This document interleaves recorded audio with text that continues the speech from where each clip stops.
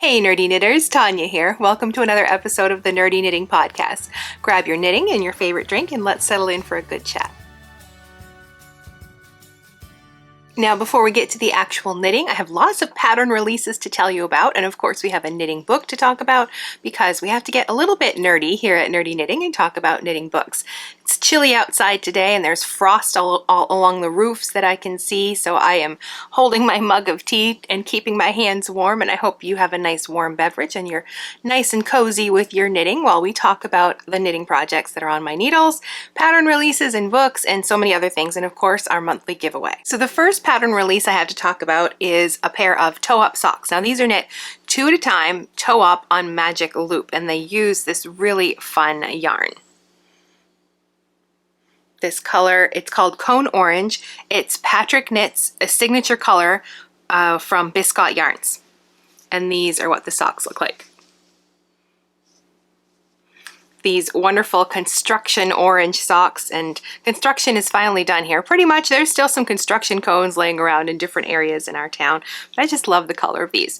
So these are worked from the toe up, both at the same time on Magic Loop. The pattern is out now. I'll have a link for it down below so you can check that out. But it has just a standard wedge toe that you see in a lot of sock patterns. Very simple cast on at the bottom. I think I used Judy's Magic cast on for this, but a modified version.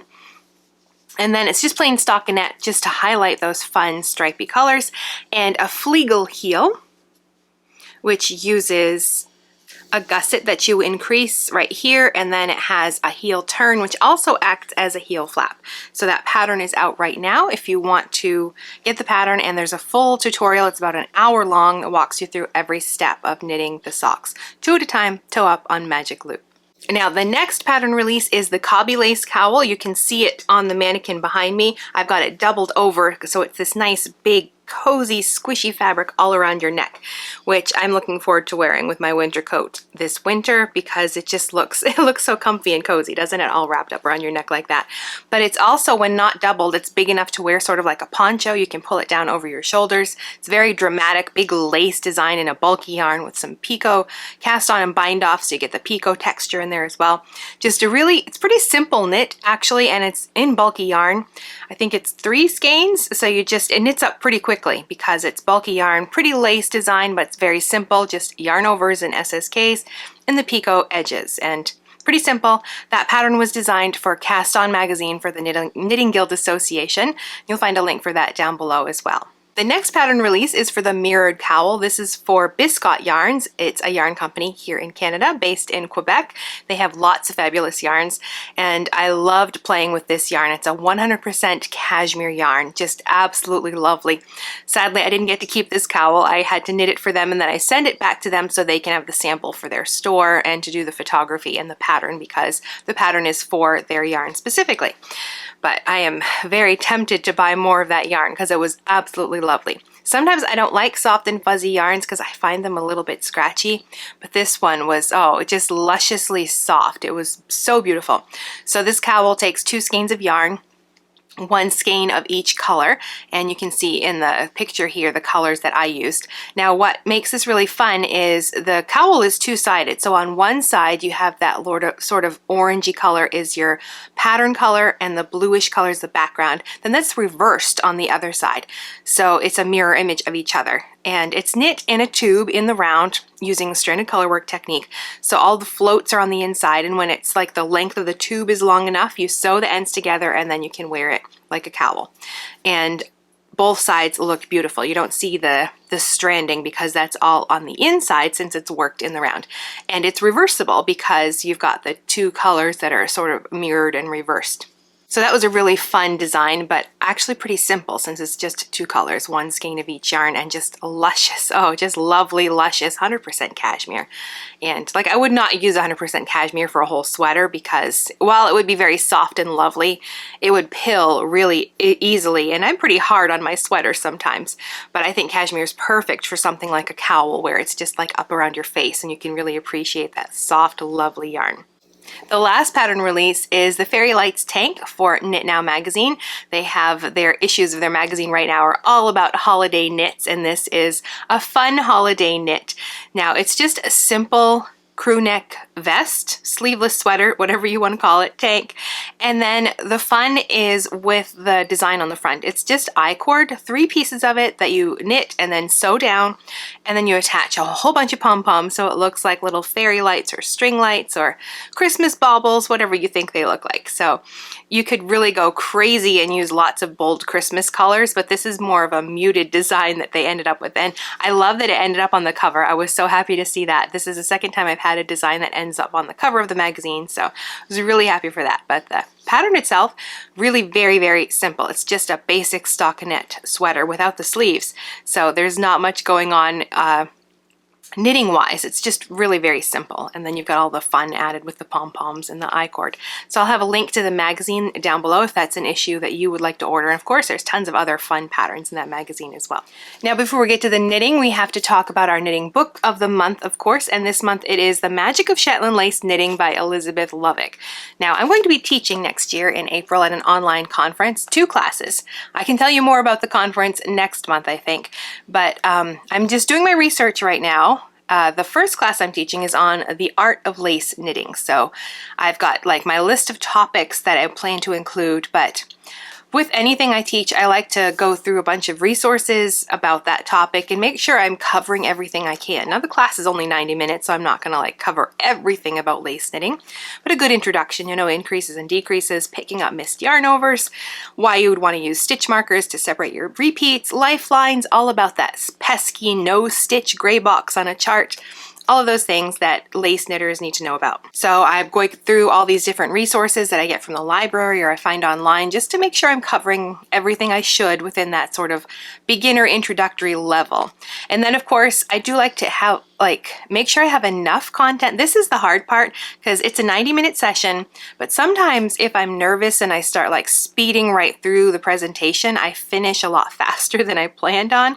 So I like to have a little extra that I can talk about at the end in case I do that, or I've got like lots of time for questions. It's really, you play it by ear to see what people want to do. So I want to make sure I have enough for my session, but a little extra stuff to talk about as well, just in case. I do tend to do that sometimes. If I'm nervous, I start talking way too fast. And then I, like when that's a class session, then my content is like the stuff I want to talk about, I'm finishing it a lot sooner than I intend. I usually have like a little schedule where I tell myself, okay, I've got 15 minutes to focus on this topic and then 15 minutes to focus on this. So I can sort of like do a basic timeline over that. Like this, for this class, it's going to be 90 minutes. So that can sort of keep me on track. But mostly my problem is that I go through it too fast. So hopefully this time I will slow down and not speed through, because it's not like a pre-recorded video where I can stop and redo it. It's live. It's a live session online.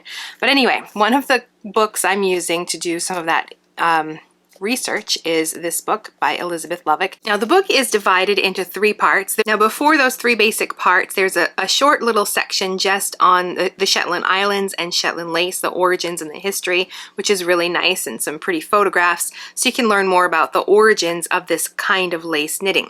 And then the book itself is divided into 3 sections. We have all the techniques you would use for knitting Shetland lace. And then there's a stitch dictionary, which is really nice if you want to start exploring these classic stitch patterns. And then there's a selection of projects as well, so you can knit some lace projects. And this book is just a wealth of good information, and it's not super thick, but it's really just packed full. And this stitch dictionary is really the majority of the book. I would classify this book as a stitch dictionary because there's such a big section, and that's how I like to use it. I keep getting it from the library whenever I want to use it. I really need to buy my own copy because it's just a lovely book. But the last section does have some projects. There are 8 patterns in here with shawls and a baby set, mitts, socks, hat and scarf. But of course, because it is lace knitting, the emphasis is really on the shawls. They're just lovely, but you can see some of the patterns here. Now, if you're ready to dive more into lace knitting, then this is really a good resource to have. It covers all the basics. It includes all of those stitch patterns, so you could sort of mix and match and make your own designs as well. And of course, it has patterns included as well to get you started. But it's really a great book, and I love that it focuses on the Shetland lace, which is a particular type of lace, and the way they design their shawls and the stitch patterns that they use are very classic to the Shetland Islands. So really a very good resource for lace knitting. One more thing before we get to the knitting is our monthly sponsor, and this month it is Knit Picks. And this is the perfect time to talk about Knit Picks because November is their big blowout yarn selling month. Like the end of the year in November, they always have this huge sale with lots of different things on sale on different days. And I made a huge list for my in-laws and my husband, so I'm getting lots of yarn for Christmas, I hope. And then I even snuck back on and ordered more for myself that I knew that I wanted. I want to do a new crochet blanket, so I just ordered the yarn for that. And I also got one of these bags. These are their new snap bags. Now it's a mesh bag, has this nice little ball of yarn and the Knit Picks logo on the front. Yes, Knit Picks, that's what it says. And these snaps at the top, so you can put all of your different colorwork yarns in one bag and then use the snaps to keep them separated. Now I've got a colorwork project going on right now, and it's been quite a mess with all of the different strands of yarn and holding yarns double and knitting the two mittens at the same time. So I've got twice the amount of yarn and it's been a little crazy. So I haven't gotten back to that project, but I'm looking forward to using this bag to keep myself organized. So I'll be talking about that project next. But you do want to check out Knit Picks. It's the end of the month. They still have sales going on. This weekend only, it's their 20% off Cyber Monday sale. And you can get one of these bags if you spend $100. But go on and see what they've got on sale, and I'm sure you'll find something. I use Knit Picks for a lot of my personal projects, and I just love their yarn, so I want to tell you about that sale. So let's start with the things that are off my needles. I've finished them and, well, mostly blocked and washed, but these have been blocked and washed. The first is a pair of socks. These use some Aleks yarns. Beautiful yarn. I have no idea what this colorway is called, but it's really a lovely yarn. Now, this one is called Ontario Sock, but colorway, I don't know. But it's a wonderful yarn, and this one I love for socks. This is the first time I've used it, and I'm very happy with it. It's a blend of 80% Dorset and Cheviot, and then 20% mohair. So the mohair is replacing the nylon that you usually see in sock yarns, because while everybody loves like fuzzy mohair, it's actually really strong and it works like nylon. So there's no nylon in this sock yarn, but it's not the one. I don't think it's a downside, but some people might, is it's not super soft. I think that's a plus. I want a good sturdy yarn for my socks because those super soft yarns, I end up with holes, and I want something that's going to stand up to the wear and tear of my feet. And my feet can't tell the difference between a soft superwash merino and this sturdier Cheviot Dorset mohair yarn. So I encourage you to give this one a try. Aleks Yarns is really great. I love their selection of yarns because they are different. It's not just a bunch of superwash yarns. It's a lot of different other things as well. She does have superwash sock yarns too. I'm not trying to diss that, but I like to try different types of wools, different types of yarn blends, and she's got a great selection. She's got a silk yak yarn that's really nice, and this yarn, and I've used some of her other sock yarns and those are great too, and she does have a soft merino sock yarn, which is really nice. Smooth Sock, I think, is the name of that one. She's just got a great collection of yarns anyway. So just really good yarns if you want to try out different types of yarn. And she's based here in Canada as well. Now, the socks themselves are knit toe up, and this tutorial is going to be for flexible double pointed needles. This one's coming in January, and starts down here, and I started with a Turkish cast on, super simple, and then it has that wedge toe shaping, but I did more of a rounded toe instead, and I used yarn overs for that, and then demonstrate how to close them up so you don't have holes. You don't want holes in your socks, of course, but just simple yarn overs for the increases for the toe. And then the toe itself is just worked in stockinette, and then it has like sort of a lace stitch pattern just right down the center. And the heel is Cat Bordy's Sweet Tomato heel, which is a short row heel, but it's perfect for people who have a higher arch or a wider foot and they find that normal short row socks tend to be a little too snug or too tight in that area. The Sweet Tomato heel is worked in 3 wedges instead of 2, and you actually use extra stitches from the instep to create like a deeper heel shape, so it's a really nice heel. So that's the heel there. Then I like shorty socks, but of course length is totally adjustable and customizable in a sock. And this one finishes with a little picot folded hem at the top, but I also have instructions if you don't want to do a picot edge, you can do just a plain folded hem. But I thought that was a nice alternative to a standard, you know, 1x1 or 2x2 cuff. So this sock pattern will be coming in January, and I really like this sock yarn. It's nice and sturdy. And I'm slowly working through a bag of acrylic that I've got on the floor behind me that a sweet lady from church gave me. I'm making a bunch of hats and mittens and scarves for my father-in-law to just leave at the back of his church, that he can just, if anybody needs anything, then it's just there for them. So it's been slow going, actually. I've been spending a lot of time on one scarf, which I finished a while ago, have the yarn set aside for another one, but I figured I would crank out a few hats now too, because it is getting colder and people need their hats. So this is just plain black hat. I used the barley pattern from Tin Can Knits, but I didn't do, like, there's a section of garter stitch in it. I just skipped it. I basically just used the numbers, so I would have like the stitch count for the crown of the hat, but it's in black, so it's kind of hard to see. So it has that spiral top, but just very simple. I used up as much of the skein as possible, and I made it quite large, so it should fit like a man-size head, or if somebody with a smaller head, they can pull it down and roll up the sides or something like that. I just wanted to make it as versatile as possible. So this is just a, I don't even know, I don't think I had any labels for this, but I can tell it feels like an acrylic yarn, so it should be easy to care for. It still needs to get thrown in the washer just for a quick wash, but that is done as well. And one of my big projects this year has been practicing my crochet skills. I wanted to improve my crochet skills, and I think I have with this beautiful blanket, which is completely finished. It just needs to be washed because it's still a bit, you know, curly and on the edges and stuff. But I finished the edging a week or so ago, and it's all done. And this was a labor. It was fun. It was really fun because, like, every few blocks, most of the blocks, you're only doing like 3 or 4 of them. Some of them, like these giant ones, you do 8.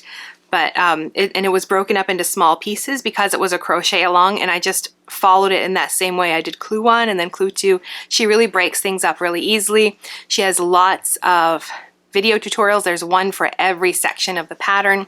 So it's just really lovely. I'll take a picture of the whole thing so you can see it. So this is the Fruit Garden blanket from Jane Crowfoot. It's still, I think it's still a free pattern online that you can download yourself. I used Knit Picks Brava Sport, which is an acrylic yarn for this. It's a gift for my mother-in-law, so it's done in time for Christmas. I started this in the spring, I think, and have just been poking away at it, but big project. And I just bought the yarn for a second blanket from, not this pattern, but from Jane Crowfoot, or her website's Janie Crow, but her name is Jane Crowfoot. But if you look up either one of those, you'll probably find her. But I think the name of the pattern is the Lily Pond blanket. It's a bunch of greens and really bright pinks, and my plan, I'm gonna like sort of probably be moving some things around here and doing a little different in the backdrop. And like right now I have my desk beside me and I'm sitting in my office chair, but I have a chair right there that you can't see on the other side of the camera. It's a pretty yellow chair. I think I have it in some of my older videos. The dog's sleeping in it right now. You can see her nose poking out under her blanket and she's snoring. But I might move that to this side, and I'd like to have like a really pretty blanket to throw over the side of it. So I picked that one out, and I just bought some yarn from Knit Picks with their big sale, so I can cast on that blanket next, because I just like really knitting these crochet blankets. They're just so lovely. And this one was a lot of fun. And I learned a ton about crochet, and the videos were super helpful. So you'll find all the links, and I'll put a picture here so you can see what it looks like, but you can find out more about the pattern down below. Now, still on my needles is a pair of mittens. The pattern is from this book, Traditions Revisited, Modern Estonian Knits by Aleks Byrd, who also has a very helpful YouTube channel. This book is divided into sections. Each section covers a different Estonian knitting technique, like fringe and embroidery. You can see it all going on right here. So it introduces that technique, has like a little tutorial for it with some black line drawings, and then patterns that use that technique. So everything's in the book, but sometimes I like a video, and her videos are very helpful. I've followed one for the fringe, I've looked at a few for the embroidery, and they were super helpful. So you don't necessarily need the book to learn about these techniques. You can find them on her YouTube channel as well. This is a fabulous book. I've already got another pattern in here that I'd like to knit, and I'm also looking at this one on the back, and I can see the embroidery on the sleeve, and I really like that too. But I think you can tell from this mess here, that's why I wanted this snap bag. I'm going to be giving this a try to see if that helps keep this mess organized, because I decided I was going to knit them 2 at a time. And so we've got like a ball of yarn for each of the mittens, and then you have this fringe, which is done in 2 colors, and then the embroidery, which is done in 2 more colors. So I've got the yarn for each of those, and then each of those colors you're holding the yarn double, so it's a lot of yarn, lots of little balls of yarn, and it's just kind of a mess, you can see hanging off here. And I knit around and I've got to stop and untangle things, and I think that takes more time than the actual knitting. But it's getting there, and I like the way they're looking.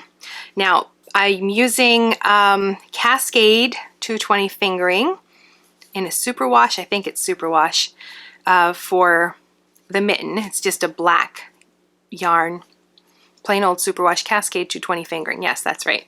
And then for the color, I'm using some leftover Knit Picks palette, which is a 2-ply 100% wool. It's meant for color work and for lace and things like that. And what I'm noticing is that my fringe is starting to get a little felty and fuzzy, which I think just adds to it. I'm starting to feel like my daughter, when I was doing this part, she's like, that looks like a Muppet. So I guess palette yarn would be good if you want to make Muppets. But the fringe took a lot of time to do. I talked about that last time. It took me quite a bit of time. It's a long process, but it's very cute. The embroidery is actually pretty simple. It's very lovely. Oh, it's such a nice design. Very simple. It's just on the back of the mitten, just that one little section. And I have made one adjustment to the pattern. The original pattern uses an afterthought thumb. So you get to like where you want the thumb and you put in a bit of waste yarn and you keep knitting. And then later on you unpick that and knit your thumb. But I prefer like a gusset for my thumb. I don't like the way those afterthought thumbs fit. So I just changed that bit. I just put in a gusset instead, and I'm doing the increases for that, and I'm just gonna keep trying it on until like it's got enough stitches in it for my thumb, but you can see the gusset right there. So that is one nice thing about knitting them both at the same time, is I can make sure my gusset's on the opposite side. But I haven't actually touched this project in the past month since the last podcast, because I was finishing up that crochet blanket, working on a sweater I'm going to tell you about next, but I am looking forward to using that snap bag to see if that will help me keep things a little more organized. That brings me to the next project, which is that cardigan I just mentioned. I've been working away at this because I'd like to get it done. It's all seamed up and sewn together. I think it was in the last episode. And I've added the hem down here. So it's not really cropped. It's sort of waist length. I think I made it, the hem is about the same as it was supposed to be. At first I thought it was going to be too short, but it actually looks just fine. This is actually yarn I got last Christmas. I think this is the last project I have with yarn from last year. I ordered some, well, I got some bear yarn to try dyeing my own sweater yarn. And I'm not sure I should have started with a sweater. The only other dyeing I had done was with Kool-Aid. This was the first time with like real professional dye. But I think it came out okay.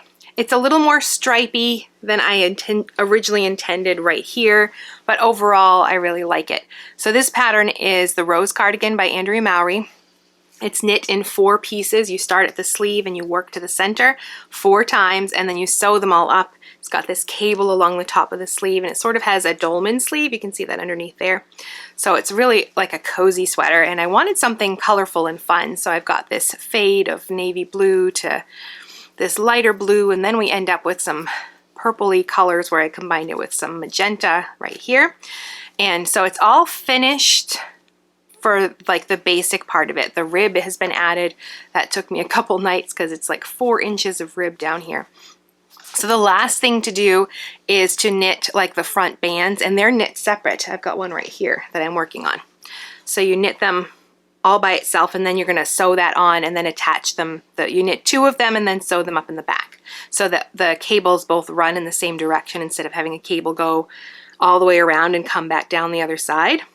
So it would look reversed. So it's knit in 2 pieces. So you knit one side and then you knit the other, and then you sew them to the sides of the cardigan and together in the back. So this is the last thing to do, is to finish this. And I think this was about 1 night of work or 1 afternoon.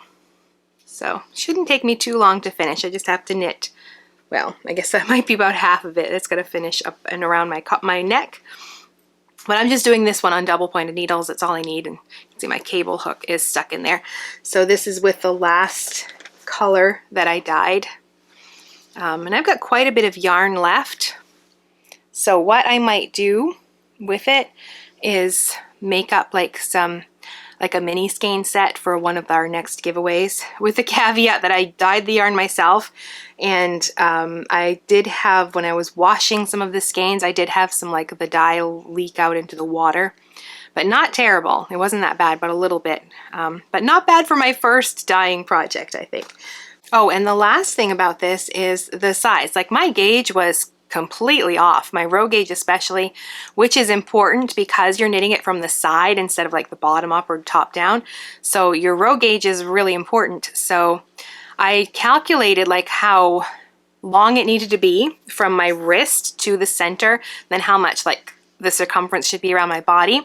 And I ended up actually having to knit the smallest size to get that, or following the instructions for the smallest size, because my gauge was so different. And I normally knit, you know, one of the larger sizes. So that tells you how different my gauge was, but it still worked out just fine. The fabric is nice. It's a bit on the sturdy side, which is what I wanted. I wanted something nice and warm for winter. So I'm really pleased with how it's coming out.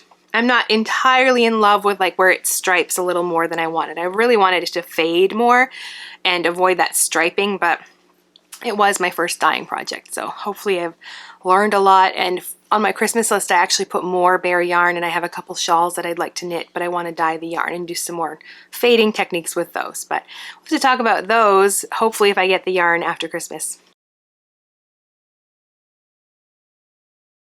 Please tell me I'm not the only one who has started something and then it's been sitting in their knitting basket for more than a year or two. That's the case with this project, and my husband finally convinced me to pull it out and finish them because he wants to use them to make a little advent calendar for our daughter. And I actually have 19 of these done. I was that close to finishing. So it's these little advent mittens. You can see it's even got the little number on there. They're just these cute little colorwork mittens. And mine are all in different colors. I used leftover yarn. It's all a Knit Picks palette, which is great for colorwork, fingering weight yarn. I have different projects from when I was doing my master hand knitting program, level 2 and level 3. I needed yarn for some stranded colorwork projects. So most of this yarn is probably from those projects anyway. And I can't believe I've got 19 done. I had number 20 on the needles in the bag somewhere. I have to pull it out. So it's just none of the colors are not cohesive. They're just like all these random scrap colors, but I think when they're hung up, they'll be kind of cute. So he finally convinced me to get these done so he can use them. He wants to do like a little homemade advent calendar with chocolates and little things for our daughter. Nobody outgrows an advent calendar, right? I mean, she's going to be 20 years old, but who doesn't want to get chocolate and little treats every day? So, yeah, I got to get these done. I'm kind of ashamed to admit that they've been sitting in my knitting basket for, I think, 2 years because I just didn't finish, and I'm so close. So the yarn, I told you, Knit Picks palette, and the pattern is a free pattern from Just Crafty Enough. So I'll have a link for that down below. And hopefully, the end of December, I'll be able to show you a picture of the finished garland because I really need to get these done. It's almost December now, and well, I figure the last few, if I take like into December to finish, it's okay. We can hang them up a little bit later. But just little colorwork mittens. They are a bit fiddly because they're small, but they are adorable, these tiny little mittens, and they're big enough to hold, you know, like, goodness, you could fit quite a few chocolates in there. So the last thing on my needles is a shawl that I'm designing for the Knitting Guild Association for Cast On magazine, the upcoming winter 2024 issue. I'm doing an article on triangle shawls, so I'm talking about all the different methods for knitting triangle shawls, and usually, well, when there's an article, you usually have a pattern going along with it. So for the pattern, I decided instead of doing like a regular, you know, top-down triangle, let's do something different. So I'm doing a kite shawl. Take that off because they're very clingy. Let me find the end here. I'm almost done. I should hopefully get this done today. Oh, that's upside down. Turn it around. So a kite shawl starts at one point and you're increasing at both edges on both right side and wrong side rows. And then also on the right side, you're decreasing down the middle. So you get this sort of chevron shape.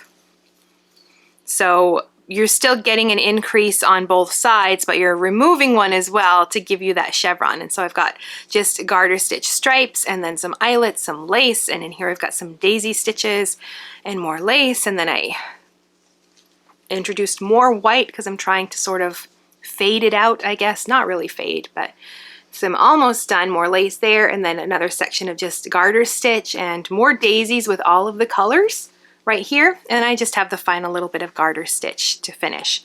So it's coming along. Oh, but construction wise, after it's as deep as you want, you still continue to increase on both sides and do the decrease in the middle on the right sides. But then on the wrong side, you drop one of the increases from one edge, but you still increase on the other. So your stitch count stays the same, but you start to get this other shape right there. It's hard to see, but you can see there's a little point right here where I started dropping those increases. And from that point on, your stitch count stays the same. So my stitches, I still have the same number here, but you slowly get like this receding line where that decreased line was, and all the stitches move to the other side. So it'll be better when it's done and I can lay it out and take a picture of it. But it's been a labor, not of love. Like at one point, you have to calculate how much yarn you're going to need, because once you get to that halfway point and you start working your decreases, you have a specific number of rows you have to do. If you have, let's say, 50 stitches on one side of that center decrease, then you're going to have to work 100 more rows to get all of those stitches over to the other side. And somehow, when I did my math, I'm starting to look at my shawl and thinking, I think I'm going to run out of yarn. So I sat down, I weighed what I had, and then I did like 2 rows and weighed it again to see how much yarn I was using in each row. And I was cutting it like super close. And I don't like to do that when I'm doing a design. I like to leave like a 10% buffer, because people have different gauges when they knit. And most people probably don't do a gauge swatch when they knit a shawl. So I want to make sure there's going to be enough yarn, and it was really cutting it close, and I was really worried that I would run out and then I'd have to rip it back anyway and redo like half the shawl. So at that point, I had probably done, I don't know, 60 or 80 rows past the decrease point. So I had to rip it back and redo it, which I did, and that was like 2 days of work I had to pull out and redo. And then after I'd picked up all my stitches and I got started again, I got to another lace section, and I looked down and I'd messed up the lace somehow. So I dropped, instead of like pulling it out, I dropped down to fix that section and totally made it worse. I don't even know what I did. So at that point I'm like, okay, just pull that part out and try it again. So by then I just sort of bundled it up in the bag and shoved it under the little stand I have here for my design work. And I'm like, okay, it's in timeout. I just can't look at it. So that was on hold while I was working on January's sock tutorial. And just, yeah, I was getting a little miffed at that point. But now it's back on the needles and I am almost finished. I should be able to finish this up today. I just have like one little bit left to do here. So I like how it came out. It's very colorful and the colors are really bright. So, oh, the yarn is, the white is Tough Love Sock from Sweet Georgia, a full skein, and then a set of her Party of 5. And the colorway is called Fruit Salad. Getting this mixed up with my crochet blanket. You can see the colors here. And that's what I've got left. So there's plenty of yarn to do the shawl. I still have more white left actually to finish this last section, but it's always a little hard to figure that out when you're designing. You don't want to have a ton of yarn left over, but you certainly don't want people to be running out of yarn when they're working on a project. And with this kind of a project, you have to have enough to finish that second half of the shawl, because the whole point is to move all of those stitches from one side of that decrease line to the other. So it's not like an asymmetrical triangle. You can just stop when you run out of yarn, and as big as the shawl is, that's just where it will end. This one, you have to have a specific number of rows to finish the whole shape of the shawl. So it's almost finished, and I've got the article to work on, and I've got a book review to do as well for them. I'm still waiting on the book. I'm very excited to show you that one. It's another book on embroidery on your knitting, which is something I would really like to explore. I've done a lot of cross stitch and embroidery in the past. I did it when I was a kid and when I was first married. I've got like a whole little basket full of it, but I really haven't touched it in years, probably since my daughter was very small. And she's going to be 20, so it's been a long time. So I'd like to explore more of like using embroidery but on my knitting. So I'm very excited to get that book, but we'll have to talk about that next month. There are a few upcoming projects. First of all, that new crochet blanket. I don't have the yarn for it yet, just ordered it, but I'm hoping to start that in December over my Christmas break at the end of the month. But I do have a few more things that I'm going to be working on in the upcoming month, and the first one would be another sock tutorial. The final one, which will be published in February, this one will be for shorty socks. So this is the yarn I'm using for that one. This is some leftover from some sock tutorials last year, and this is another skein of the same yarn. So this is Aleks yarns. This is her smooth sock yarn. Let me check the tag here. So this is a 4-ply fingering. It is 85% superwash merino and 15% nylon. This color is called Peahen, and it's just a lovely blue. I just really love the tonal shades in there. And let me see if this one has a color name on it. I did not write it down.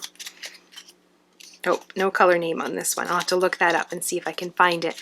But I wanted just 2 coordinating blues for this pair of socks. So this sock tutorial is for toe-up socks like the others, using shorty needles, which means you'll have to use some other method for knitting the toe, because you can't do that on shorty needles. You have to have enough stitches to get around that little circular needle. So probably DPNs is what I will use, but it's really any sort of method to do the toe. And then the sock itself is just going to be a simple tube. I haven't decided if I'm going to put any sort of textured pattern on it. I might do some kind of a texture on there. And then I think we're going to do an afterthought heel. I didn't do that with the cuff down sock, so I feel like we should do one. It's sort of, you can do it on a cuff down or a toe up, so this feels like a good time to introduce that, how to do a heel, or a forethought heel, I guess you could say, because we can put waste yarn in to mark where the heel is going to be and then add it after, which also has to be done on something like a double pointed needles, because you can't do that on shorties. But that will be coming up in February. Now the last upcoming thing is our top-down raglan sweater workshop. I was hoping to have my swatching done at least by this point, but I still haven't done that. I still have this skein of yarn sitting here waiting for me to swatch, but I will be getting that done very shortly, probably after I finish recording. This is the next thing to do after I finish that shawl. But the course is open right now for pre-sale. There are no videos yet in there because I want to make sure I have enough people who want to do this workshop with me. So I'll leave a link to the page for the sale page down below so you can check it out. But I want to make sure that we have 20 people. If 20 people sign up, then we'll definitely go ahead with the workshop. If 20 people don't sign up, then that kind of tells me that people don't really want to do this kind of a workshop. And that's totally fine, but I don't want to waste my time recording a bunch of videos and then finding out then that nobody wants to do this workshop with me. So if you're interested, you can go check out the sales page and sign up. And there's a little welcome video at least to tell you the plan, and then we'll have, if there's enough people, we're going to get started. If there's not, I will refund your money. You're not going to pay for something that you're not going to get. But hopefully if we can get 20 people, then we can do this workshop where I will walk you through how to modify any top-down raglan sweater pattern. And if it goes well, I'm thinking we'll do a top-down yoke sweater next, because it's very similar. There's only like one section that you really have to change and maybe some different body measurements. But as long as we have 20 people, then we're going to go ahead and we're going to take December to do the preliminary work like swatching, choosing your pattern, getting your yarn, taking proper measurements, choosing your size.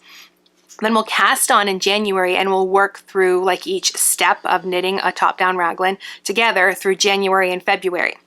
So that is the process. Will probably take about 2 months to knit the whole sweater, but there's a lot to do before you actually cast on your sweater. If you really want it to fit well, you've got to do all those other things I mentioned, and those are the things we'll tackle in December. I'll have videos like pre-recorded.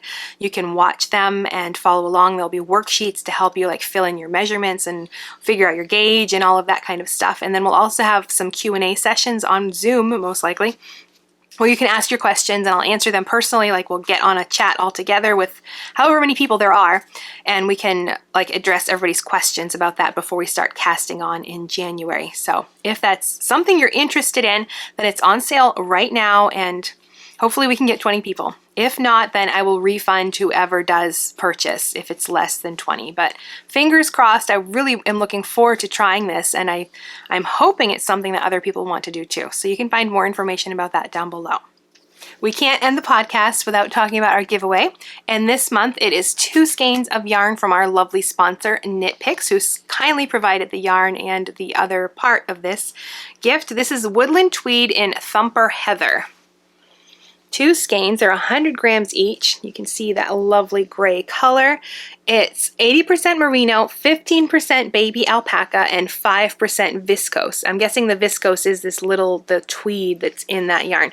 So it's a nice soft yarn, baby alpaca of course, so it's got a bit of fuzziness to it and that soft merino.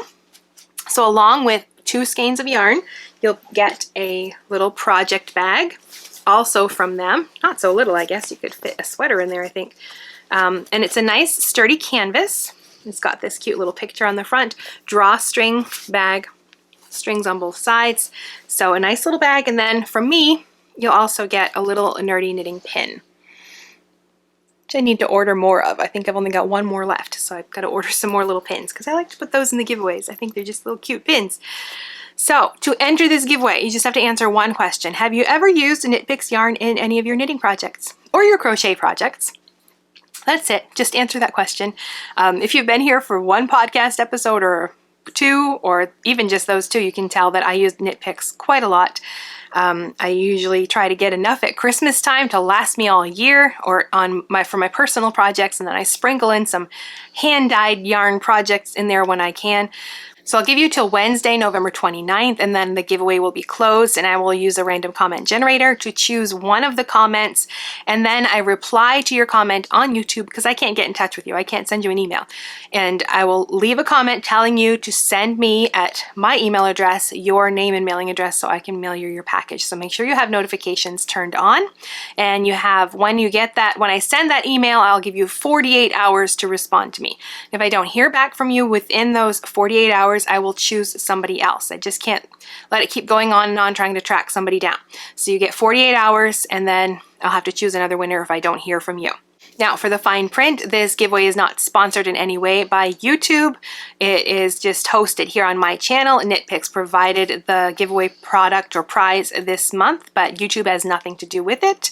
And you don't have to do anything special to enter the giveaway besides leave a comment so I know that you want to be entered into the giveaway. And one final thing, this giveaway is open worldwide.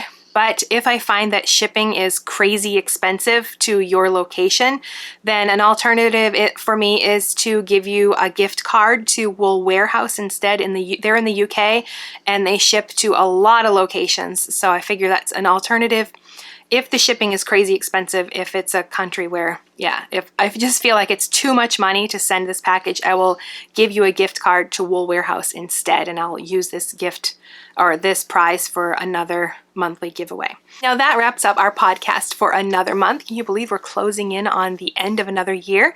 But if you're new here and this is your first podcast, I'm going to put a playlist right here so you can catch up on past episodes from this year and see the other projects I've been working on throughout the year. But if you've been around a while and you're all caught up, I'll put another video here that you might have missed so you can click through and watch either one of those videos, and I'll see you in the next video.